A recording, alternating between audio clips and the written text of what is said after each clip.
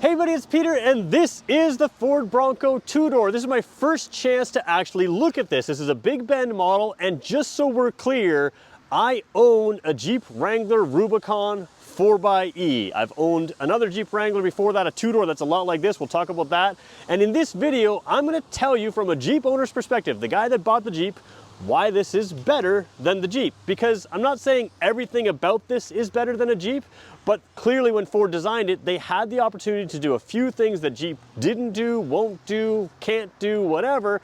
And there are reasons to buy this vehicle over a Jeep, and there's reasons to buy the Jeep over this vehicle. And I'm hoping that I can give you a fairly non-biased view about which one you should buy, because I'm a big fan of both vehicles, and you know, I almost want them to mesh into one, but that will never happen. And like I said, there's good things on this one, there's good things on the Jeep, and I'm gonna try to give you an idea of which one's which from an owner of a Jeep. So, first of all, I'm filming here at Jim Gilbert's Wheels and Deals. They give me complete access to their entire vehicle lineup. They have a two-door Bronco in. They also have a number of four-door Broncos in. I decided to start with this one. If you want to see other videos on them, just let me know in the comments below. And the other thing is, do me a favor and hit subscribe. We'll have a lot more of these vehicles, and you can comment on them. If you're a Bronco owner, there's one thing I want to know. Jeep owners wave at each other. Do Bronco owners? I'm not sure if that's a thing or not. I haven't driven this around enough to really be able to see other Bronco owners and find out. So that's one thing I want to know. All right, here we go. Let's get going with this review. All right, so let's start at the front end here. First thing you need to know is the Bronco feels pretty imposing compared to the Jeep Wrangler, but it's really not that much bigger. I haven't checked the specs. I'm just telling by feel. Keep in mind, the Jeep sort of starts, the engine bay finishes here, and then it has the big fenders out there, whereas this one, the engine bay looks bigger, but it's not really like a massive vehicle, although it does feel very imposing. This two-door model is still very compact, tight turning circle. We're going to talk about that a little bit later, but it really does the part. If you're competing with the Jeep Wrangler, this one does it. And again, I took the two-door today because the original Jeep was two doors. It's a short wheelbase model, and this really does well. Now, they also fit in the typical Bronco styling, which again, reminiscent of the Jeep. Those round headlights, they've got the round headlight look, they've got that retro style look, and then they've got the proper tow hooks down here. So a lot of vehicles will put in, a token, tow hook or tow loop or that kind of thing. These are solid things. If you're going off-roading, you're going to be able to pull yourself out or be pulled out using these here. And overall, pretty cool. This one here is the steel bumper. It does give you great approach angles. I like it. It's well done for a vehicle. The other thing is we should talk about these things up here. Let's come a little bit closer and talk about what they are. All right, so a lot of people ask me, what are these for? And basically what they are is on an off-road vehicle, you could put a wire essentially from here up to over here. And what that does, you'll see it on some like modified Jeeps and that kind of thing. What it does is when you're going down the trail and you have branches that are gonna, come in sort of, narrow trail, they're gonna come and sort of sit in front of your windshield, it'll pull them back before they hit your windshield and allow you to have some visibility there, keep you maybe from scratching the paint, but it is an off-road specific thing. What I would probably use them for is not off-road stuff. I mean, maybe, but maybe not. What I like them for is this hardtop here is capable of having a factory roof rack. If you put a factory roof rack on here, you can carry things like a kayak or canoe. If you do that, you may want to tie a bow or stern line down, especially on a shorter wheelbase, shorter roofed vehicle. And the bow line, so the line from the front of the canoe or kayak down to here and there, can be tied to something that's very, very secure. So that's why I like it. Talk about the wheel wells, we're going to talk about a few other features in here. Let's move our way through and talk about some of the unique features here. So this is obviously a two-door model, nice short wheelbase, great for off-road. You can take the doors off on Broncos. A lot of people are surprised to hear that. They're not like the Jeeps where the Jeeps have the hinges on the outside. You do those bolts on the outside. It is possible to take the doors off. It's not a huge job. And the nice thing is they are frameless doors. So they are a big panel of glass with no frame around it, which means you put the window down and you just have the door. The bad thing is, this is a big door. Regular Jeeps, they have much narrower doors, so, while you can take them off, whether you will or will not is sort of up to you. Ford claims these are easier. I think Jeep claims theirs are easier. You can decide which one's best for you. What is nice, though, is the mirrors are mounted to the vehicle, so when you take these doors off, you don't lose your mirrors. Do that on a Jeep, you lose your mirrors. You got to figure that out. So again, Jeep says the mirrors got to be on the doors because when you take the doors off, you're going to be going off-road. You want something a little narrower. Ford says, hey, people take the doors off on the road and you should stay legal. there you go. That's that. The other thing you have is the hardtop here does have the removable panels. Jeep calls them freedom panels. I did not look up what Ford calls them, but there's a panel here, a panel there. They can be taken off and give you the front end of a convertible while still leaving the hardtop on the back. Jeep does the same thing. These ones are going to be better on the inside, possibly. We'll talk about that in a second. But again, they can be easily and quickly removed, stored in the vehicle. Let's go around to the back of the vehicle now. Taking a look at the back of the vehicle, I'm really glad they put a Bronco symbol here because I think a lot of regular people would confuse this for a Jeep. It's very, very similar, and it works the exact same way as well. You've got a license plate down here with a tow hook down below it. You've got the big door handle here. Now this one is gas strut assisted. What that means is it has a little gas strut that will assist and hold it out or sort of pull it in there while I do it. And you do have to open that fully wide, that 90-degree plus, to get the rubber seal of the hardtop open. That's identical to a Jeep as well. That's gas assisted as well. So you have a taller panel here than on a Jeep, and you have a smaller window here than on a Jeep. I don't know that that matters because the seats are pretty high in both of them. So if you put the seats down, you wouldn't really gain a lot of view here. In a Jeep, if you put the seats down, you do have a slightly bigger window, slightly better visibility there. Two doors are crap for storage area. You know what you're getting here. I don't think that's a huge deal for most people. If you want to fold the seats down, you have more space. Dual individual folding seats there. A lot of the two doors, I believe, in the current Jeep are still one rumble thing, fold it, pull it out, that kind of thing. Rear seat space is okay in both. You know, you kind of know what you're getting here. Now, I will say that both these hardtops are removable. I have what's called a Top Lift Pro. They're not paying me to say this, but it's a Top Lift Pro. It's a wheeled unit where you can stick it in underneath this. It picks the whole thing up and you can take the hardtop off with one person. Two people won't have too much trouble lifting them. They're not super heavy. You can take the hardtop off, or of course you can put a convertible top on both models. That's the rear end. Let's jump into the driver's environment and talk about what's in there. All right, so we're about to head inside. Let's just show you what the key fob looks like on this two-door Bronco here. Pretty simple stuff. It's a typical Ford key fob, but they do brand it Bronco, not Ford. In fact, what's interesting is they don't actually put a Ford logo on this anywhere. So I think that's interesting. And to be fair, I don't know if there's a Ford logo on the vehicle outside anywhere. So that's interesting. Let's just check the back now. Now I need to know. Because there are Bronco logos, and just like Jeeps have Easter eggs, oh, there we go. There is one on the back here, but you know, Jeeps have Easter eggs in the windshield. You have the same thing here with the Bronco. They call these Easter eggs here. Little Bronco label right there. So very few Ford labels on this, but Bronco labels everywhere. Let's jump inside here. Now, because this is a frameless window, what that is it's used very often on convertibles, sometimes on coupes. When you touch the door handle on a modern frameless door, the window comes down with a power window automatically, which means they're all powered windows. On a Jeep, you can still get a manual window. Some people like that, some people don't, but it is what it is. So you can see right here, as I open the door handle, if I can do it real slowly here, there you go. It comes down just a little bit, and that is just to create, you know, that seal when it's open and closed, and there you go. I will say, again, those doors are larger.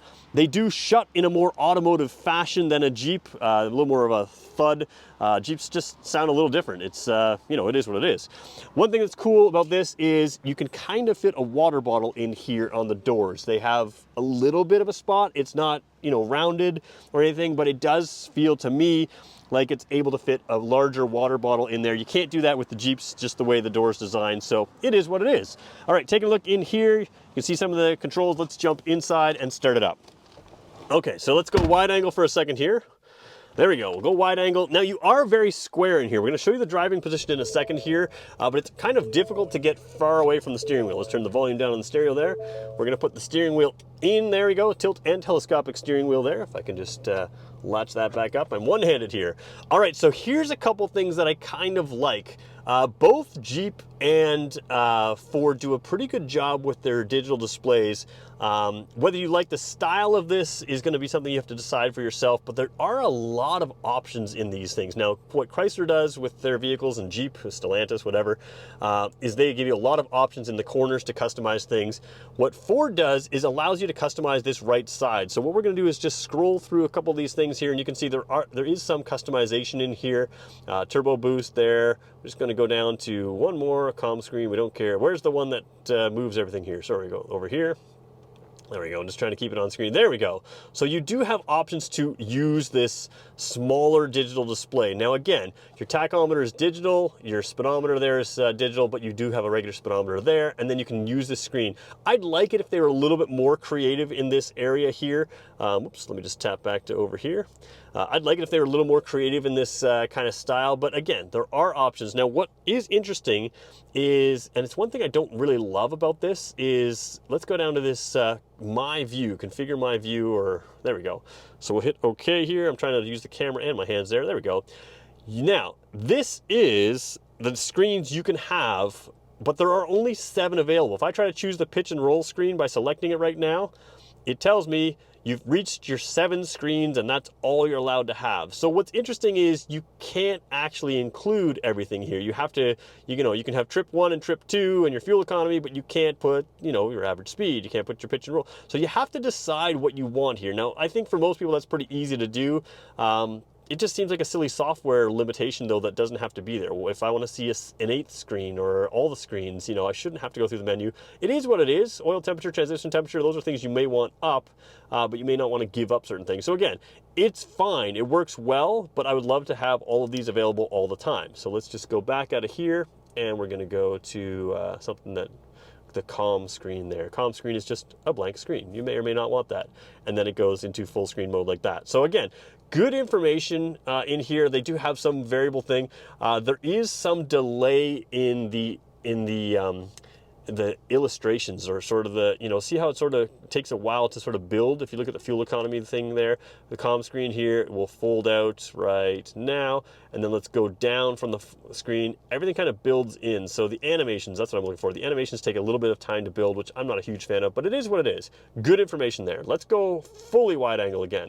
Coming over here, a pretty typical Ford display screen here. So a lot of the same stuff. The big thing you need to know about is you do have Android Auto, you have Apple CarPlay. Those are the things you want. Let's just go a little closer there.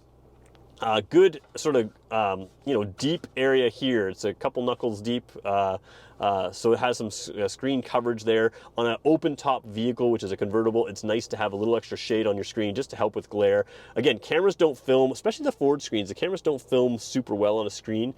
This is perfectly fine, perfectly clear. It's not the highest resolution display in a vehicle, but it's perfectly fine. You can see, got your guidelines there that turn. There is some more reflection on the camera than I have on myself. If you were hitching a trailer, you could have the screen do it like that for the backup camera. But again, the screen's fine here. Nothing really going crazy. You've got your audio screen there. You've got your phone screen there. We haven't got anything connected right now. Settings screen is just a couple settings. Well, everything here, but like vehicle settings here, just little simple stuff, lighting and that kind of thing. One thing I'll say about lighting is you can do your auto high beam, so it's worth pointing out on this vehicle. It does have a camera up front here, which is looking forward. That can do things like auto high beams and that kind of thing. So we'll just come back. When I go to features, the features button over here, this is where there's just 2 things. There's the owner's manual, which is nice to have in the vehicle right there on the digital display, and driver's assistance, which on this vehicle is not really a ton. Pre-collision assist and the rear view camera delay off. In other words, you can leave that camera on the rear view when you hit drive for a few seconds or whatever. Pre-collision assist is all that warning and braking. Again, that uses this camera above. If you're not paying attention, it's capable of seeing vehicles in front of you, and it's capable of stopping. So let's just do a little sweep of the windshield wipers here there. Small windshield, good coverage with the big wipers there, so that's good. All right, coming down here again, let's keep going further down. Let's just put it on the audio section for now. Coming down here, again, typical stuff, not an automatic climate control system, but again, this is a 2-door model, not a big deal. Most of the time you can turn this thing right off with the roof off or roof open, and it is what it is. There are USB ports down here, USB-C, USB-A, so you've got just the bare thing you need. One thing I like is there's grab handles everywhere. Both a Jeep and Ford put grab handles everywhere. What I don't like is this flexes a little bit, and it's not like it's coming off, it's not like it's loose, but in a Jeep those don't flex. In here they do, so it's one of those things where you're really hammering off road. You've got a place for your passenger to hang on, but it does have a little bit of movement side to side in there, and so does this one over here. So this one over here, again, you're really just using this to get in and out of the vehicle, especially if the vehicle's up on a rock or something like that. You need to climb back into the vehicle. Having grab handles here, Jeep puts theirs up here, Ford puts it down here. Again, you may think you don't need this for getting in every day, but when you're off-road on a weird angle with a big climb up in, it's nice to have that. But again, just a little bit of flex there that I don't love as much as it could be. The other thing that's a little awkward, hard here, but soft there. So again, soft for my elbow there, which is what I like. I would like it if this was a little softer over here, not a big deal. Okay, so that's the criticisms. Now let's talk about some of the positives. Let's go wide angle here. This is a much nicer driving vehicle on the road than the Jeep. Off-road, it also has some cool features. So when I say on-road, it's got a different suspension and steering setup than a Jeep. This is more consistent with a modern vehicle. It's just easier to drive on the road. There's really no way around that. Jeep people will tell me, no, Jeeps are fine to drive, but they're not. They're not as good as a fully modern vehicle. This is better to drive on the road. It's just a little bit more precise in its steering action, the handling, the feel, because of the front suspension design. So let's just talk about that really briefly. So the rear axle of this vehicle and the front and rear axles of a Jeep are the same as your great-grandfather's tractor, essentially, from a design perspective. So when you think about anything in the automotive world that's that old, there's been innovation. There's ways to make things better. The benefit is strength. Most pickup trucks are still the same way with the rear axle, and strength is a big thing. Also replaceability, upgradability, those kinds of things. Those are all strengths. And Jeep has that same axle, a solid axle in the rear and in the front. This one doesn't have a front axle that is a solid axle. It's more of a traditional thing. Now, in theory, the left and right wheels have more flex in them in a solid axle vehicle. That's why you still stick with them in Jeeps. There's a whole bunch of other reasons why people like that. For 99.9% of people going off-road, this vehicle is far more capable than you're ever going to take it, and so is a Jeep. So for me, I do like that this drives better than a Jeep Wrangler. I think that's an appropriate thing because most people aren't taking these relatively expensive vehicles that far off-road. If you do, you've got the option of taking the Jeep. You can do what you want to do. So overall, let's just take a look while I'm in here. You have a very similar seating position in a Jeep. It's a fairly square seating position. Your legs down here, let's just show them. They do come sort of more squared down. I've got my foot on the brake. I can take it off there right now. But there is a more of a square look there, rather than a extended leg out like on a Toyota Tacoma or on other cars. So you sit tall, square, and it feels roomy in here compared to a Jeep because the body is probably full width. Again, it goes out to the fenders, whereas the Jeep fenders are a little bit, stick a little bit further out. So it feels roomy in here and large. And the two-door here, I don't know if this is standard on all of them. I didn't expect this, but there is a cloth top here. That is an option on a Jeep, and I feel like it might be standard on this. So again, Bronco people, you have to correct me if that's right or wrong. Again, these panels do come off easily with the clips right up here, clip there, and a proper clip over here, and then another couple in the back. They're very easy to get off. So seating position is good, visibility is good. You have a small windshield in both the Jeep and in the Bronco. Not a big windshield, fairly upright windshield, and that just gives you the same kind of look. So again, I think people are going to like the seating position of both if you like a Jeep or a Wrangler. Let's just come back and look at one more thing.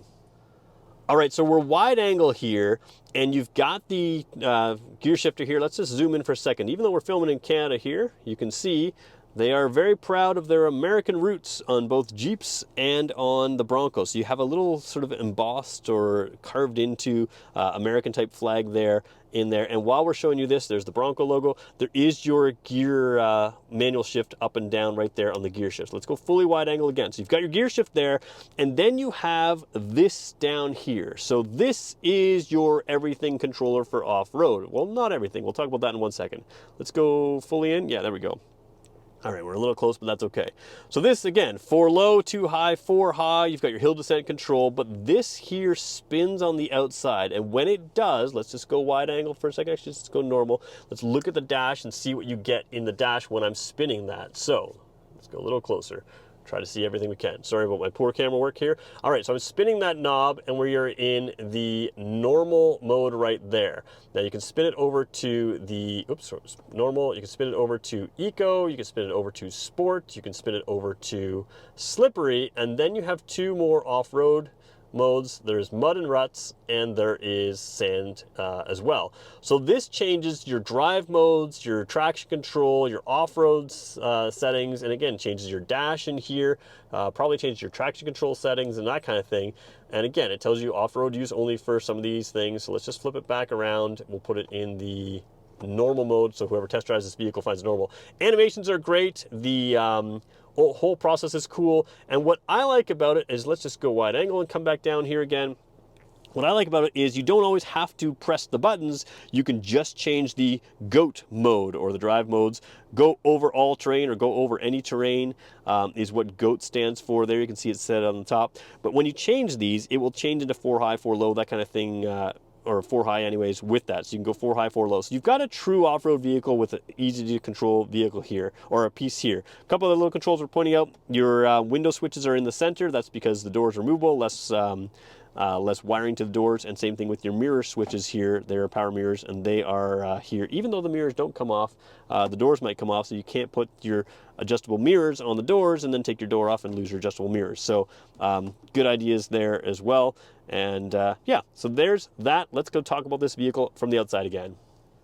I lied. We can't talk about it outside because we forgot to talk about 2 things I want to talk about. So there's some cool controls up here on the dash above the screen. This one is really unique, and it's just interesting that they actually do this. So this is a button that when you press that, let me just zoom right into the display. What it does is, if I wanted to turn right like the arrow says, it actually locks up my right side wheel, and it's trail turn assist. It's only available in 4 low or 4 high. And what it does is it makes for a tighter turn. So again, it locks up the right rear wheel on a right-hand turn. So on a right-hand turn, and it basically helps you spin this vehicle even sharper. The turning circle on this vehicle is already impressive, but that makes it sharper. Again, it would do the same thing on left-hand turn, but the display there shows the right-hand turn. So kind of a cool system there. And then Jeep gives you at most 4 auxiliary switches, because again, you're gonna customize these vehicles with extra lighting, extra winches, extra all kinds of stuff, and they give you no more than 4 auxiliary switches. Here you have 6 auxiliary switches from the factory, which you can set up for extra things, lighting, and they are really good, solid feeling switches. I really like the feel of that. So they all come standard on this vehicle here, and you can get them on other Broncos as well. Pretty cool little system of cool off-road type features, as well as accessory type features up there. Now let's jump outside for real. All right, so at the beginning of this video, I mentioned that I would tell you what I think is better and worse on each one. I think I've gone through some of the key pieces, but let's just recap a little bit. So again, I used to own a 2-door Jeep Wrangler, which had manual windows, manual doors, manual everything, and I liked that manualness of everything. Manual transmission, manual top, manual windows, manual mirrors. It just felt like a true Jeep to me. You can't really go fully base model in a Bronco. That might matter to you. The other thing is, let's just talk about the obvious. This one steers better on the road. Not saying the Jeep is undrivable in any way. A modern Jeep is still a very good driving vehicle, but it's not up to modern vehicle standards, where the Bronco isn't far off a modern crossover. So you do have that little bit better on-road driving. If you want to modify your vehicle, the Jeep Wrangler really probably has a larger aftermarket support, but the Bronco has a lot as well. And let's be honest, most of you are just gonna probably put bigger wheels and tires on, maybe do a slight mod on the suspension. All of those are available for either vehicle, so you have options there. As far as tops go, soft top or hard top, no real advantage one way or the other. You do get a factory option for a roof rack on these hard tops with Ford. You don't get that with Jeep, but you can still put other roof racks on there. I'm not sure about weight capacities of either one. They are something I wouldn't want to put a ton of weight on, but you can still put your canoes, your kayaks, your bike racks, those kinds of things. As far as going off-road, in theory, that different axle on the Jeep probably gives you the option to modify it to be better. In reality, any of us who own Jeep Wranglers, even Jeep Wrangler Rubicons like mine, you're not going far enough off-road that you need every bit of capability of that versus this. It's really just going to be the same. They're both extremely capable vehicles. The one thing that I like better about my Jeep Wrangler that you cannot get on this yet is that plug-in hybrid electrified version. So basically, my Jeep Wrangler Rubicon, it's a 4xe. I can plug it in the wall and do all my in-town driving on purely electric, and then also have 375 horsepower and 470 foot-pounds of torque. Plug-in hybrids are kind of cool. They work pretty good for efficiency for, most people's everyday driving, and then they also give you a lot of power afterwards. The Bronco doesn't have that, but Ford's rumored to be working on that now, so that's coming soon. And right now, if you want to go with an electrified version in any way, you want to go with the Jeep. Now, there are hardcore Jeep people that say, I never want to electrify, and Bronco people are the same way. In that cases, things are pretty equal. So, That's my overview. Let me know what I've left out. And again, if you're a Bronco owner, let me know. Do you guys wave at each other? Is that a thing? Is that not a thing? I know with the Jeeps they do. And again, if you want to know more about this vehicle or the 4-doors in their class, which I'd like to show you as well, they've got a lot more room behind the rear seats especially, and of course in the rear seats it's a 5-passenger instead of a 4-passenger like this. So I'd like to review that, but let me know what you want to see about it, because your comments in this video will be transferred into that video. I'll answer them in that video as well as we continue to build out the video series, make sort of a video database of all these vehicles. I want to thank everybody for watching, and again, if you want to see this vehicle or other Broncos in person, swing by Jim Gilbert's Wheels and Deals here in Fredericton, New Brunswick, and remember, they give me complete access to their entire vehicle lineup. So if you have questions, you want this compared to the Bronco Sport or maybe a Jeep Wrangler or something else, let me know. I'll come back and we'll make sure we get that on video for you as well. Thanks everybody for watching.